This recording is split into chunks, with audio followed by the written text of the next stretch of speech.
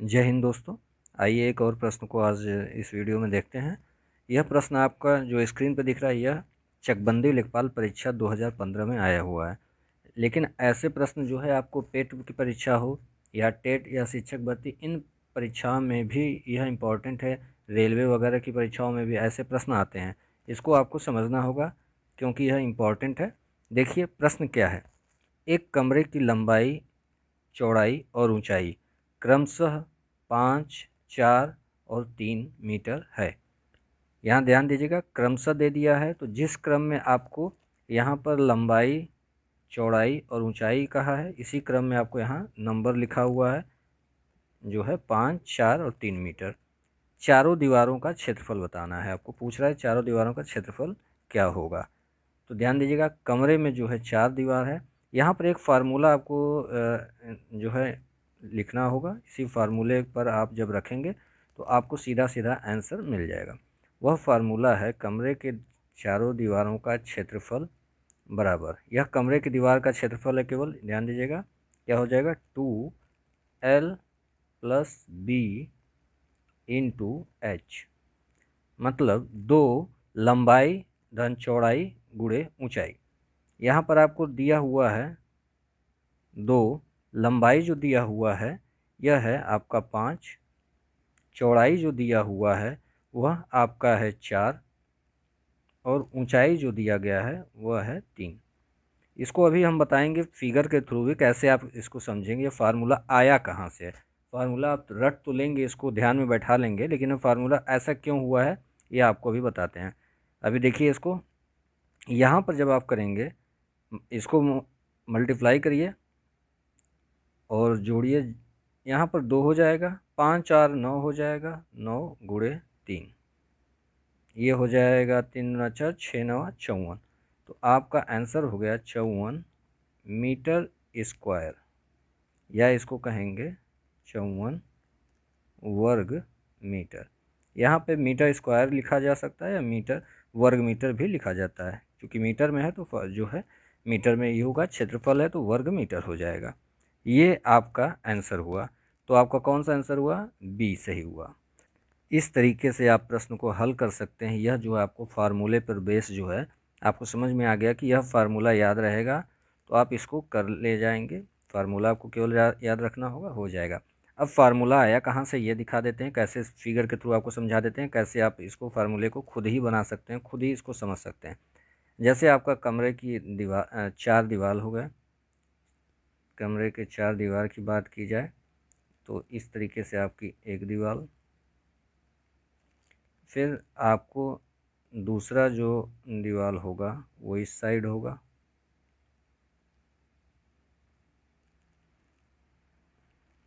तो यहाँ ध्यान देने की ज़रूरत है। 4 दीवार जब होंगे तो आमने सामने की जो दीवार होंगे लगभग एक जैसे आकार के ही होंगे।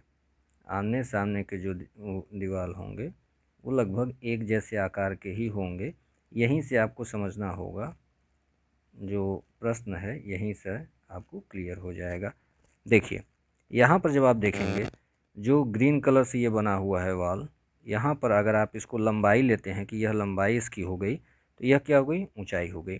इसी तरीके से जब रेड कलर के जो दीवार की बात की जा रही है यहाँ पर, तो इसमें जो है आप अगर इसको लेंगे, यह ब्रीथ हो गया, चौड़ाई हो गई, तो यह जो है ऊंचाई हो गया।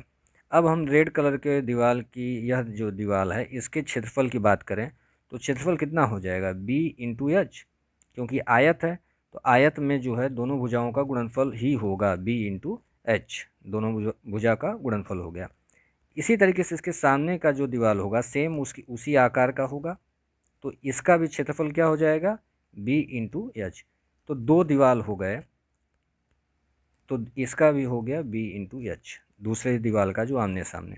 अब चलते हैं जो ग्रीन कलर का जो दीवार है इसका जो होगा यह लंबाई हो गया और यह ऊंचाई हो गया, तो यहाँ पर इसका जो क्षेत्रफल होगा इस वाली दीवार का क्या हो जाएगा? L into H, L into H.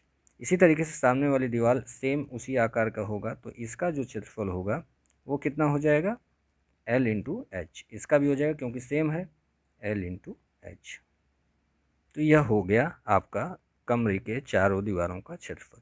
4 दीवार चारों का क्षेत्रफल आपको पता चल गया। अब टोटल जो क्षेत्रफल की बात की जाए, पूरे कमरे के क्षेत्रफल की, तो आप इनको जो है एक साथ कर देंगे, वही आपका क्षेत्रफल होगा। तो क्या हो जाएगा, 2b/h, यहाँ b/h 2 बार है, तो इसको आप जब जोड़ेंगे इन दोनों को तो क्या हो जाएगा, 2b/h हो सकता है, 2b/h। इसी तरीके से इन दोनों को भी जोड़ के आप लिखेंगे प्लस 2l/h हो जाएगा।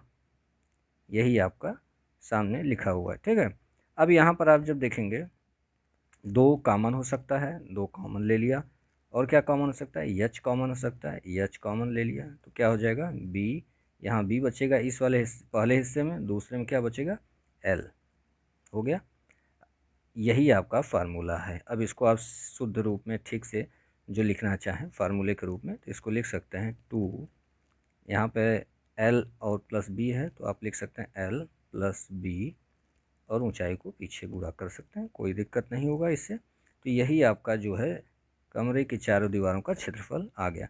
यहाँ पर कोई भी अलग से काम नहीं किया गया, सेम आपको प्रोसेस में आ गया कि चारों दीवारों का क्षेत्रफल जो है बारी बारी यह आयत के हिसाब से निकाल लिया गया, बस उनको जोड़ दीजिए, यही कमरे की चारों दीवार का क्षेत्रफल होगा, और यहीं से ये फार्मूला आया हुआ है।